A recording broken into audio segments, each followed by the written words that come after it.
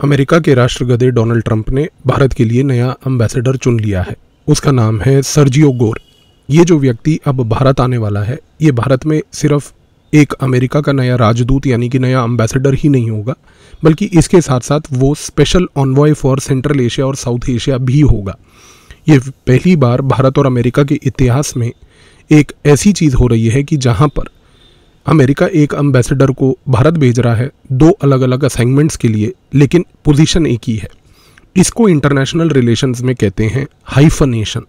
Hyphenation का मतलब होता है कैटेगराइजेशन, कि यहाँ पर अमेरिका जो कर रहा है वो भारत को कैटेगराइज कर रहा है साउथ एशिया और सेंट्रल एशिया के लिए, क्योंकि उसका जो एम्बेसडर है वो सिर्फ भारत का एम्बेसडर ही नहीं बल्कि वो स्पेशल ऑनवॉय भी है सेंट्रल एशिया और साउथ एशिया के लिए।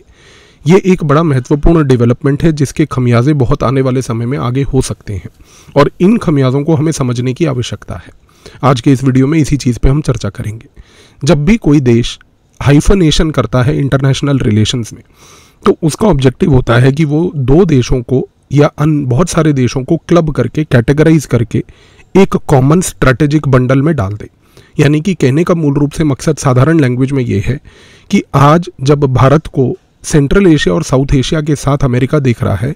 तो यहाँ पर वो ये कहना चाह रहा है कि जो प्रॉब्लम्स सेंट्रल और साउथ एशिया की हैं वही सारी प्रॉब्लम्स भारत की भी हैं, और भारत एक इंडिपेंडेंट ग्लोबल प्लेयर नहीं बल्कि सेंट्रल एशिया और साउथ एशिया में एक जनरल देश है बाकी अन्य देशों के तहत। ये बहुत एक इम्पॉर्टेंट मैसेजिंग अमेरिका करने की कोशिश कर रहा है, जो कि एक डेलिबरेट अटेम्प्ट है भारत की ग्लोबल इमेज को डाउनग्रेड करने का, भारत को नीचा दिखाने का। पहले अगर हम कोल्ड वॉर यानी कि शीत युद्ध के पीरियड की बात करें तो 1950 से 1990, 1950 से 1990 तक का जो टाइम पीरियड था, उस दौरान अमेरिका ने ये रणनीति पहले भी अपनाई थी। उस दौरान अमेरिका बार बार इंडिया को इंडो पाक के नाम से देखता था। इंडो पाक कहना और इंडिया के साथ हाइफन लगाकर पाकिस्तान को लिखना, इसको हम फिर वही कहते हैं हाइफनेशन। इंडो पाक बार बार शब्द का प्रयोग करने से अमेरिका शीत युद्ध के दौरान क्या कहना चाह रहा था? वो ये कहना चाह रहा था कि जो पाकिस्तान की समस्याएं हैं वही भारत की समस्याएं हैं,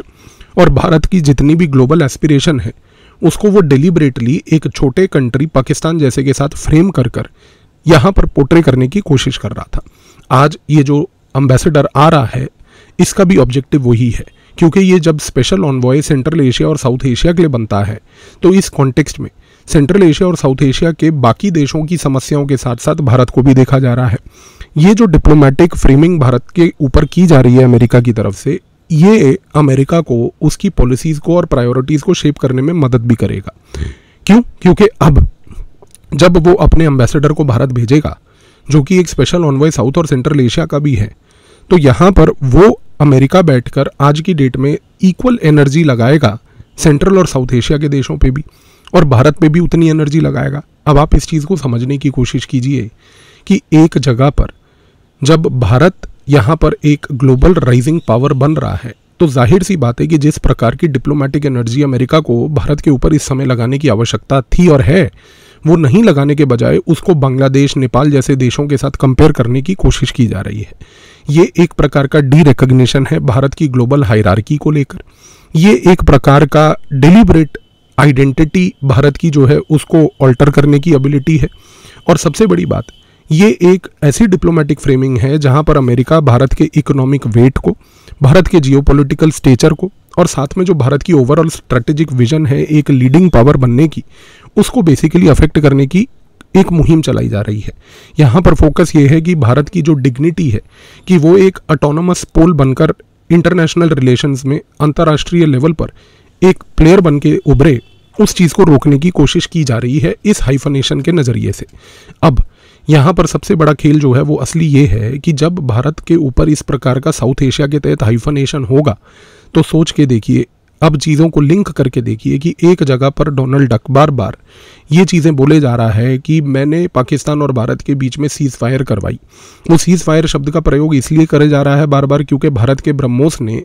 पाकिस्तान के अंदर अमेरिका के न्यूक्लियर आर्सेनल को फोड़ा था, और तब से अमेरिका को इस चीज़ की दिक्कत हो गई थी कि कहीं हमारे न्यूक्लियर प्रोलिफरेशन जो हमने इलीगल तरीके से पाकिस्तान को न्यूक्लियर वेपन्स बेचे हैं और उसके वहाँ पर स्टेशन करके रखे हैं, कहीं उसका भंडाफोड़ ना हो जाए। तो दबाव डाल के उसने भारत के ऊपर पहले तो ये सीज़फायर बोलने की बार बार कोशिश करी। अब इस प्रकार से जब वो अपने एम्बेसडर को भारत भेज रहा है और उसको साउथ एशिया से लिंक कर रहा है, जहाँ पर साउथ एशिया में पाकिस्तान भी है, इस कॉन्टेक्स्ट में चीज़ को समझने की कोशिश कीजिए कि यहाँ पर अमेरिका की तरफ से जो सिग्नलिंग है वो ये है कि आने वाले समय में पाकिस्तान यदि कोई एडवेंचरिज्म करता है तो भारत में बैठा हुआ अमेरिका का राजदूत और एम्बेसडर यहाँ से पाकिस्तान को लेकर स्टेटमेंट्स देगा। और सबसे बड़ी बात, फिर जब पाकिस्तान किसी प्रकार का कोई एस्केलेशन करने की कोशिश करे जिसकी वजह से भारत की तरफ से उसको चपेड़े तो बहुत पड़ेंगी, लेकिन यहाँ पर अमेरिका का राजदूत बैठकर अमेरिका की तरफ से भारत और पाकिस्तान के बीच में इंटरफेरेंस करेगा। तो आने वाले समय में अगर आप अमेरिका की तरफ से भारत और पाकिस्तान के बीच बढ़ते इंटरफेरेंस को देखें तो हमें उस चीज़ को लेकर आश्चर्य नहीं होना है, क्योंकि ये डेलिबरेट नीति के तहत ही इस व्यक्ति को पहली बात तो यहाँ पर भेजा जा रहा है। और दूसरी सबसे बड़ी बात, यहाँ पर चीज़ को समझने की कोशिश कीजिए कि इस प्रकार से जब ये एम्बेसडर भारत आएगा और सेंट्रल एशिया और साउथ एशिया के देशों में यहाँ से जाकर वो बार बार टूर भी करेगा, तो उसकी ऑब्जेक्टिव ये रहेगी कि भारत को एक रीजनल प्लेयर बनाकर छोड़ दिया जाए। और अमेरिका बहुत लंबे समय से इस चीज़ को लेकर खफा है कि भारत एक लीडिंग और ग्लोबल प्लेयर बनने की कोशिश क्यों कर रहा है, क्योंकि वो नहीं चाहता है कि भारत एक प्रकार का लीडिंग और ग्लोबल प्लेयर बने। इस कॉन्टेक्स्ट में वो भारत को अगर एक रीजनल लेवल पर साउथ और सेंट्रल एशिया के देशों के बीच यहाँ पर अटका के रख देता है तो कहीं ना कहीं वो भारत की ग्लोबल एस्पिरेशन के ऊपर एक आंच है। पर ये तो सवाल हुआ कि ठीक है, अमेरिका ने तो जो अपना काम करना था वो करा उसने, लेकिन यहाँ पर अब इशू ये उठता है कि क्या भारत कुछ कर सकता है इस कॉन्टेक्स्ट में? क्या भारत के पास आज की डेट में कोई ऐसे स्ट्रेटजीज हैं जिसके तहत हम ये चीज़ को होने से रोक सकते हैं? जी हाँ, सबसे पहली चीज़ जो है वो ये है कि भारत आज Vienna convention on diplomatic relations 1961, जिसके तहत एक देश अपना राजपूत दूसरे देश में भेजता है, आप उस राजदूत के एक्सेप्टेंस को यहाँ पर पहली बात तो रोक सकते हो। रोक कैसे सकते हो? अब यहाँ पर Vienna convention on diplomatic relations में 2-3 ऑप्शंस हैं। सबसे पहला ऑप्शन तो ये होता है कि अब आप चीज़ को समझिए, अगर भारत में अमेरिका का एम्बेसडर आएगा और वो स्पेशल ऑनवॉय फॉर सेंट्रल और साउथ एशिया बन के आ रहा है,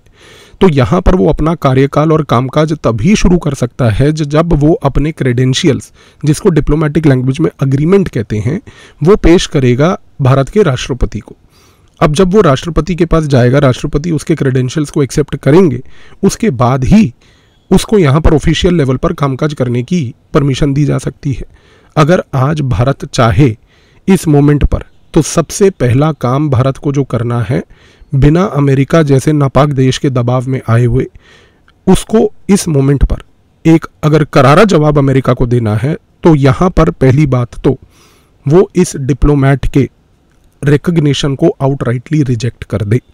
भारत सीधा सीधा जैसे ही सर्जियो भारत आता है, अपने क्रेडेंशियल पेश करने के लिए राष्ट्रपति से एक मुलाकात करने की, मीटिंग करने की एक गुहार लगाता है, भारत उसको डिप्लोमेटिक लेवल पर आउटराइटली रिजेक्ट कर दे। अगर यदि भारत ने ऐसा किया तो ये विश्व के इतिहास में, वर्ल्ड हिस्ट्री में पहली बार ऐसा होगा कि एक देश अमेरिका के राजदूत के डिप्लोमेटिक रिकग्निशन को रिजेक्ट कर रहा है, और इससे बड़ा तमाचा अमेरिका जैसे देश के ऊपर विश्व तौर पर नहीं पड़ेगा, क्योंकि यहाँ पर इससे ये प्रूव हो जाएगा कि अमेरिका की ग्लोबल क्रेडिबिलिटी ज़ीरो है, एब्सोल्यूट ज़ीरो। पर क्या भारत इतने कठोर कदम को उठाने की कोशिश करेगा? क्योंकि इसका कॉन्सिक्वेंस ये होगा कि यदि हमने इस डिप्लोमेट को रिकग्निशन नहीं दिया तो इंडिया यूएस के टाइज कंप्लीटली ब्रेक डाउन कर जाएंगे। यहाँ पर खैर प्रोज एंड कॉन्स को एनालाइज करना बहुत आवश्यक है, क्योंकि इंडिया यूएस के डिप्लोमेटिक रिलेशंस मल्टीपल लेवल पर आज की डेट में जुड़े हुए हैं। तो क्या भारत की सरकार ये रिस्क लेना चाहेगी पहली बात तो इस मोमेंट पे कि वो डिप्लोमेटिक रिलेशंस के कंप्लीट ब्रेकडाउन को कर दे? बट यहाँ पर सोच के देखिए कि वो रिस्क लेना चाहे या ना चाहे, लेकिन एक करारा जवाब देने की आवश्यकता ज़रूर है। यदि अगर ये नहीं करना है, क्योंकि ये तो अल्टीमेट न्यूक्लियर लेवल का ऑप्शन है डिप्लोमेटिक लेवल पर कि आपने उसके डिप्लोमेट के रिकग्निशन को ही रिजेक्ट कर दिया, तो अगर आप ये नहीं भी करना चाहते हैं तो भी आपके पास बहुत सारे विकल्प हैं। और यहाँ पर Vienna convention on diplomatic relations के तहत आप दूसरी चीज़ जो कर सकते हो वो बड़ी महत्वपूर्ण है। पहली बात तो कि जब ये व्यक्ति अपने डिप्लोमेटिक क्रेडेंशियल्स को पेश करने आए और यहाँ पर आके भारत के राष्ट्रपति से मीटिंग की गुहार लगाए, आप वो मीटिंग को प्रोलॉन्ग कर दो, डिले कर दो। ये मीटिंग को डिले करने से वो अपने क्रेडेंशियल भारत के राष्ट्रपति को पेश नहीं कर पाएगा, और जब वो राष्ट्रपति को अपने डिप्लोमेटिक क्रेडेंशियल्स पेश नहीं कर पाएगा तो इस कॉन्टेक्स्ट में उसका कामकाज बहुत ज़्यादा अफेक्ट होगा, क्योंकि उसके कामकाज को कोई लीगैलिटी भारत में नहीं मिलेगी। तो ये एक तरीका है जिससे कि आप अमेरिका को यहाँ पर बिलो द न्यूक्लियर थ्रेशोल्ड, यानी कि वो थ्रेशोल्ड जो मैंने बोला कि जहाँ पर आप उसके डिप्लोमेटिक रिकग्निशन को रिजेक्ट कर दो, उससे एक लेवल लोअर है।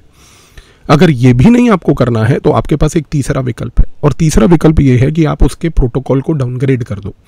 आज अमेरिका का जो राजदूत होता है, जब वो भारत आता है तो उसके पास एक प्रिविलेज्ड एक्सेस होता है भारत के प्रधानमंत्री कार्यालय में जाने का, प्रधानमंत्री से कभी भी मुलाकात करने का, जब प्रधानमंत्री उसको समय दे,